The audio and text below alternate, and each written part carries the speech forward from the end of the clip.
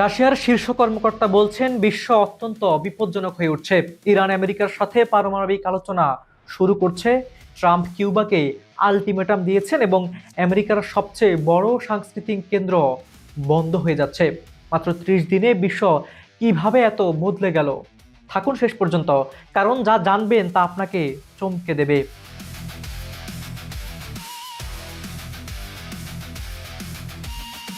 আসসালামু আলাইকুম ভিউয়ার্স, খবর সংযোগের বিশ্লেষণমূলক অনুষ্ঠানের আজকের ভিডিও হয়তো এই বছরের সবচেয়ে গুরুত্বপূর্ণ ভিডিও হতে চলেছে। কিন্তু কেন? কারণ আজ আমরা কথা বলবো এমন কিছু ঘটনা নিয়ে যা আপনার, আমার এবং আমাদের পরবর্তী প্রজন্মের ভবিষ্যৎ নির্ধারণ করে দিতে পারে। গত 24 ঘন্টায় যে খবরগুলো এসেছে সেগুলো একসাথে মিলিয়ে দেখলে একটি ভয়ঙ্কর চিত্র ফুটে ওঠে। কিন্তু এই ভিডিওতে আমি শুধু খবর পড়ে শোনাবো না, আমরা বিশ্লেষণ করব এর পেছনের কারণ কি, কে কি চায়। তো চলুন শুরু করা যাক শুরু থেকে।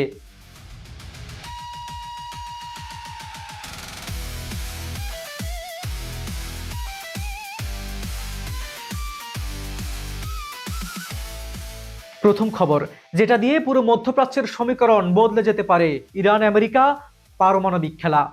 ইরানের প্রেসিডেন্ট মাসুদ পেজেকশিয়ান একটি নির্দেশ দিয়েছেন আমেরিকার সাথে পারমাণবিক আলোচনা শুরু করার।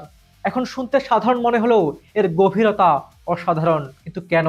কারণ মনে করুন, গত 4 থেকে 5 বছর ধরে ইরান আমেরিকার সম্পর্ক কোথায় ছিল? ট্রাম্পের প্রথম টার্মে 2018 সালে পারমাণবিক চুক্তি থেকে আমেরিকা বেরিয়ে যায়। এরপর নিষেধাজ্ঞা, হুমকি, মধ্যপ্রাচ্যে উত্তেজনা, সবকিছু। এবং এখন হঠাৎ করে ট্রাম্পের দ্বিতীয় টার্মে ইরান নিজে থেকে আলোচনার টেবিলে আসতে চাইছে। এখন প্রশ্ন হলো, কেন এই হঠাৎ এত পরিবর্তন? এর উত্তর লুকিয়ে আছে 3টি জায়গায়।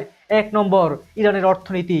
বছরের পর বছর নিষেধাজ্ঞায় দেশটির অর্থনীতি ভেঙে পড়েছে, মানুষের জীবনযাত্রার মান কমেছে, মুদ্রাস্ফীতি আকাশ ছোঁয়া। প্রেসিডেন্ট পেজিশকিয়ান তুলনামূলকভাবে সংস্কারপন্থী। তিনি জানেন পশ্চিমের সাথে সম্পর্ক না শুধরালে দেশ আরও গভীর সংকটে যাবে। 2 নম্বর, আঞ্চলিক ক্ষমতার ভারসাম্য। মধ্যপ্রাচ্যের একটি দেশের সাথে উত্তেজনা চরম পর্যায়ে। ইরানের প্রক্সি গ্রুপগুলো দুর্বল হয়ে পড়েছে। সৌদি আরব আমেরিকার সাথে আরও ঘনিষ্ঠ হচ্ছে। এই পরিস্থিতিতে ইরান বুঝতে পারছে কূটনৈতিক পথ ছাড়া উপায় নেই। 3 নম্বর এবং সবচেয়ে গুরুত্বপূর্ণ যে খবরটা হলো, সেটি হচ্ছে ট্রাম্পের নতুন পররাষ্ট্রনীতি। ট্রাম্প পরিষ্কার বলছেন তিনি যুদ্ধ চান না, চুক্তি চান। কিন্তু সেই চুক্তি হতে হবে তার শর্তে। ইরান বুঝতে পারছে এখন আলোচনায় না এলে পরবর্তীতে হয়তো আরো কঠিন পরিস্থিতির মুখোমুখি হতে হবে। কিন্তু এই আলোচনা কি সফল হবে? সত্যি বলতে এখানে দুই পক্ষের লক্ষ্য সম্পূর্ণ আলাদা। আমেরিকা চায় ইরানের পারমাণবিক কর্মসূচি সম্পূর্ণভাবে সীমিত করতে, আর ইরান চায় নিষেধাজ্ঞা তুলে নিতে এবং নিজেদের আঞ্চলিক ক্ষমতা বজায় রাখতে। এখানে দুইটি দেশ তার নিজস্ব স্বার্থ বিবেচনা করছে। তাই আলোচনা একটি দাবা খেলার মতো এবং এই খেলার ফলাফলের উপর নির্ভর করছে পুরো মধ্যপ্রাচ্যের ভবিষ্যৎ। এবার দ্বিতীয় এবং সবচেয়ে ভয়ঙ্কর খবরে আসি। রাশিয়ার সতর্কবার্তা কতটা গুরুতর? দিমিত্রি মেদভেদেব, এই নাম হয়তো অনেকের কাছে পরিচিত নয়, কিন্তু তিনি কে সেটা জানলে বুঝবেন তার কথার গুরুত্ব কতটা। মেদভেদেব হলেন রাশিয়ার নিরাপত্তা পরিষদের উপ-চেয়ারম্যান।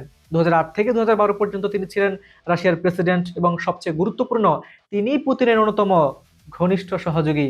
এবং এই মানুষটি বলছেন বিশ্ব পরিস্থিতি অত্যন্ত বিপজ্জনক হয়ে উঠছে। এই বক্তব্য শুনে মনে হতে পারে এটা তো সবাই বলছে, কিন্তু না, এখানে বিষয়টা একটু ভিন্ন। প্রথমত, মেদভেদেব এমন কথা বলেননি তার টুইটারে বা কোনো ক্যাজুয়াল ইন্টারভিউতে। তিনি বলেছেন রয়টার্স, রুশ রাষ্ট্রীয় সংস্থা টাসকে দেওয়া একটি সরকারি সাক্ষাৎকারে। এর মানে এটি রাশিয়ার অফিসিয়াল বার্তা। দ্বিতীয়ত, তিনি শুধু বিপদের কথা বলেননি, তিনি বলেছেন ব্যথা সহ্য করা সীমা ক্রমেই কমে আসছে। এই লাইনটার মানে কি জানেন? এর মানে হলো রাশিয়া যে চাপ নিচ্ছে, পশ্চিমের নিষেধাজ্ঞা, ইউক্রেনের যুদ্ধের খরচ, আন্তর্জাতিক বিচ্ছিন্নতা, এসবের একটি সহনশীলতার সীমা আছে এবং সেই সীমায় পৌঁছে যাওয়ার আভাস দিচ্ছে এই বক্তব্য। তৃতীয়ত, সবচেয়ে ভয়ঙ্কর অংশ, তিনি বলছেন আমরা বৈশ্বিক সংঘাত চাই না, আমরা পাগল নই, তবে বৈশ্বিক সংঘাতের সম্ভাবনা একেবারে উড়িয়ে দেওয়া যায় না। এটা কি হুমকি নাকি সতর্কবার্তা? আমার মতে দুটোই। এখন বুঝতে হবে কেন এই মুহূর্তে এই বক্তব্য দিয়েছেন। ইউক্রেন যুদ্ধ প্রায় ৩ বছর ধরে চলছে। ট্রাম্প ক্ষমতায় এসে বলছেন তিনি এই যুদ্ধ শেষ করবেন। তার বিশেষ দূতরা মস্কো কিয়েভে যাচ্ছেন। আলোচনা চলছেই। কিন্তু এখানে সমস্যা, রাশিয়া চায় ইউক্রেনের যে অংশ দখল করেছে সেটি থাকবে তাদের। ন্যাটোর সম্প্রসারণ পুরোপুরি বন্ধ হবে। ইউক্রেন কখনো ন্যাটোতে যোগ দেবে না।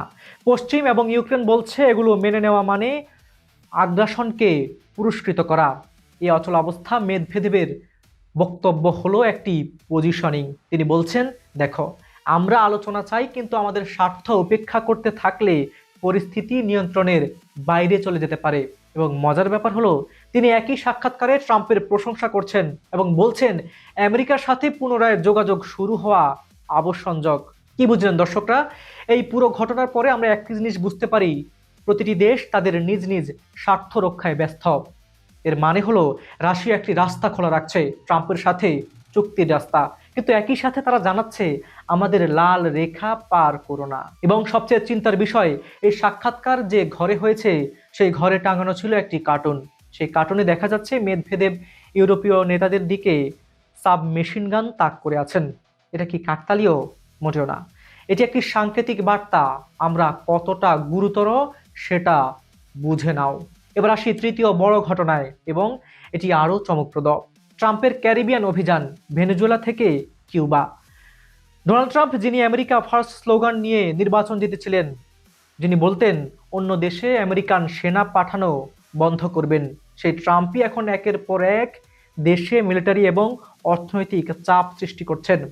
প্রথমে ভেনেজুয়েলা, ৩ জানুয়ারি, মাত্র 1 মাস আগে আমেরিকান সেনারা ভেনেজুয়েলার রাজধানী কারাকাসে সামরিক অভিযান চালায়। প্রেসিডেন্ট নিকোলাস মাদুরো এবং তার স্ত্রীকে আটক করে নিউ ইয়র্কে নিয়ে আসা হয়। সেটি এখন পুরনো ঘটনা বন্ধুরা, সবাই জানেন। এখন তারা ফেডারেল কারাগারে বন্দী। এবং এখন ট্রাম্প ভেনেজুয়েলার তেল শিল্পের ওপর সম্পূর্ণ নিয়ন্ত্রণ নিয়ে নিয়েছেন। এখন পালা শুধু কিউবার। ট্রাম্প একটি নির্বাহী আদেশ জারি করেছেন, যে দেশ কিউবায় তেল রপ্তানি করবে তার উপর অতিরিক্ত শুল্ক আরোপ করা হবে। এর মানে কি? মানে হলো কিউবা যে দেশ 60 বছর ধরে আমেরিকার নিষেধাজ্ঞার মধ্যে টিকে আছে, এখন তাদের শেষ জীবনরেখাও কেটে দেওয়া হচ্ছে। এখন প্রশ্ন, ট্রাম্প আসলে কি চায়? এটি বুঝতে হলে অবশ্যই আমাদের সাথে শেষ পর্যন্ত থাকতে হবে। ট্রাম্প মূলত 3টি জিনিস চান। 1, আমেরিকার ব্যাকইয়ার্ড অর্থাৎ ল্যাটিন আমেরিকায় সম্পূর্ণ নিয়ন্ত্রণ করতে চান। চীন এবং রাশিয়ার প্রভাব এই অঞ্চল থেকে সরিয়ে দেওয়া। 2, জ্বালানি তেল এবং সম্পদের উপর নিয়ন্ত্রণ। ভেনেজুয়েলার তেল বিশ্বের অন্যতম বড় মজুদ। 3, নির্বাচনী রাজনীতি। ফ্লোরিডার কিউবার আমেরিকান ভোটাররা ঐতিহ্যগতভাবে রিপাবলিকান। কিউবার উপর কঠোর অবস্থান তাদের খুশি করে। কিন্তু এই পলিসির বিপদ কি? বিপদ হলো এটি একটি নতুন ধরনের সাম্রাজ্যবাদ, যেখানে আমেরিকা সরাসরি অন্য দেশের সরকার পরিবর্তন করছে, তাদের সম্পদ নিয়ন্ত্রণ করছে, এবং এটি একটি নজির তৈরি করছে যে ক্ষমতাবান দেশ যা খুশি তাই করতে পারে। আজ ভেনেজুয়েলা তো কাল কিউবা, কাল হয়তো অন্য কোনো দেশও হতে পারে। নজর রাখুন। এবার চতুর্থ এবং শেষ খবর। এটা শুনে অনেকে হয়তো বলবেন এই খবর তো গুরুত্বপূর্ণ, কিন্তু কেন? কেনেডি সেন্টার বন্ধ, অর্থাৎ সংস্কৃতির যুদ্ধ। কিন্তু বিশ্বাস করুন, এই খবরটা আসলে অনেক বড় একটা পরিবর্তনের ইঙ্গিত দেয়। ট্রাম্প ঘোষণা দিয়েছেন John F Kennedy Center for the Performing Arts বন্ধ করে দেওয়া হবে। কিন্তু কেন? কারণ আগামী জুলাই থেকে এটা না 2 বছর এটি বন্ধ থাকবে। এবার বুঝি এটি কি। কেনেডি সেন্টার হলো আমেরিকার সবচেয়ে গুরুত্বপূর্ণ সাংস্কৃতিক প্রতিষ্ঠান। 1964 সালে প্রেসিডেন্ট জন এফ কেনেডির হত্যার পর কংগ্রেস এটাকে তার স্মৃতিতে জীবন্ত স্মৃতিসৌধ হিসেবে প্রতিষ্ঠা করে। 50 বছরের বেশি সময় ধরে এখানে চলছে অপেরা, ব্যালে, সিম্ফনি থিয়েটার। এটা শুধু একটি বিল্ডিং নয়, এটি আমেরিকান সংস্কৃতি এবং গণতান্ত্রিক মূল্যবোধের প্রতীকও বটে। এবং ট্রাম্প কি করলেন? প্রথমে কেন্দ্রটির পুরো বোর্ড বদলে দিলেন, তার নিজের লোক বসালেন। তারপর কেন্দ্রটির নাম পরিবর্তন করে ট্রাম্প কেনেডি সেন্টার করলেন। এবং এখন সংস্কারের নামে পুরো কেন্দ্র বন্ধ করে দিচ্ছেন। আর প্রতিবাদে একের পর এক শিল্পী তাদের পরিবেশনা বাতিল করছেন। ওয়াশিংটন ন্যাশনাল অপেরা ঘোষণা দিয়েছে তাদের কেনেডি সেন্টার ছেড়ে চলে যাবে। কিন্তু প্রশ্ন হলো এই পুরো ঘটনার তাৎপর্য কি? এটি আসলে সাংস্কৃতিক যুদ্ধ এর একটি বড় অংশ।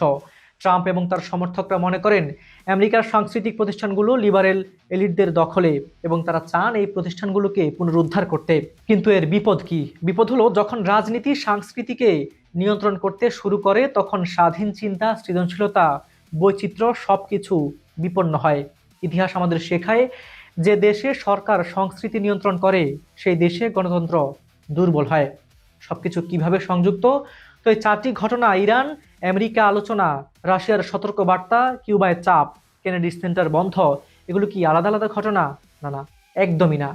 এই সব কিছুর মধ্যে একটি সাধারণ সুতা আছে এবং সেটি হলো ক্ষমতার নতুন বিশ্ব ব্যবস্থা। দ্বিতীয় বিশ্বযুদ্ধের পর যে আন্তর্জাতিক ব্যবস্থা তৈরি হয়েছিল, জাতিসংঘ, আন্তর্জাতিক আইন, মানবাধিকার, গণতান্ত্রিক মূল্যবোধ, সেই পুরো কাঠামো এখন চ্যালেঞ্জের মুখে। একদিকে আছে আমেরিকা, যারা নিজেদের শর্তে বিশ্ব চালাতে চায়। আমেরিকান এক্সেপশনালিজম এর নামে তারা মনে করে তাদের জন্য আলাদা নিয়ম প্রযোজ্য।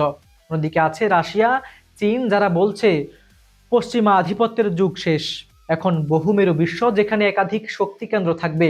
আর মাঝখানে আছে ইরান, উত্তর কোরিয়া, ভেনেজুয়েলার মতো দেশ, যারা নিজেদের স্বাধীনতা বজায় রাখতে চায় কিন্তু বড় শক্তিগুলো চাপে পিষ্ট হচ্ছে। কিন্তু প্রশ্ন হলো, আমরা কি সেই একই দিকে যাচ্ছি? আমার বিশ্লেষণে এখনো পরিস্থিতি সেই চরম পর্যায়ে পৌঁছায়নি, কিন্তু সতর্ক সংকেত সব জ্বলছে। ইউক্রেন যুদ্ধ, মধ্যপ্রাচ্যের উত্তেজনা, তাইওয়ান সংকট, অর্থনৈতিক প্রতিদ্বন্দ্বিতা, এই সব কিছু মিলে একটি বিস্ফোরক পরিস্থিতি তৈরি হচ্ছে। এবং সবচেয়ে বড় সমস্যা এখন নেতৃত্বের সংকট। এমন কোনো নেতা নেই যিনি সবার বিশ্বাস অর্জন করে শান্তির পথ দেখাতে পারেন।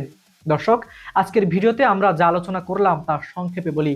ইরান আমেরিকা পারমাণবিক আলোচনা শুরু হচ্ছে, যা মধ্যপ্রাচ্যের ভবিষ্যৎ নির্ধারণ করবে। রাশিয়া সতর্ক করে দিয়েছে বিশ্ব অত্যন্ত বিপজ্জনক পরিস্থিতিতে আছে। ট্রাম্প ল্যাটিন আমেরিকায় নতুন ধরনের আধিপত্য প্রতিষ্ঠা করছেন এবং আমেরিকার সাংস্কৃতিক যুদ্ধ তীব্র হচ্ছে। এসব কিছু মিলে একটি বার্তা পরিষ্কার, আমরা ইতিহাসের একটি বাক বদলের মুহূর্তে আছি। পরবর্তী কয়েক মাস, কয়েক বছর এই সময়ের ঘটনাগুলো নির্ধারণ করবে আগামী কয়েক দশকের বিশ্ব কেমন হবে। এবং আপনারা যারা এই ভিডিও দেখছেন, আপনারাও এই ইতিহাসের সাক্ষী হয়ে থাকবেন। তাই আমার অনুরোধ, এই ভিডিওটি শেয়ার করুন। যত বেশি মানুষ সচেতন হবে ততই ভালো। কমেন্টে আপনার মতামত জানান। আপনি কি মনে করেন পরিস্থিতি কোন দিকে যাচ্ছে? চ্যানেলটি সাবস্ক্রাইব করুন, কারণ আমি প্রতিদিন এই ধরনের গভীর বিশ্লেষণ নিয়ে আসব। বেল আইকনে ক্লিক করুন যাতে নতুন ভিডিও আপলোড হলেই নোটিফিকেশন পান। এবং মনে রাখবেন, জ্ঞানী শক্তি, সচেতনতাই মুক্তি। আজকের মতো এখানেই শেষ করছি। পরবর্তী ভিডিওগুলো দেখার আমন্ত্রণ রইল। ততক্ষণ পর্যন্ত সবাই সচেতন থাকুন, নিরাপদ থাকুন এবং আশাবাদী থাকুন। হাবিবুর রহমান নিশান, খবর সংযোগ।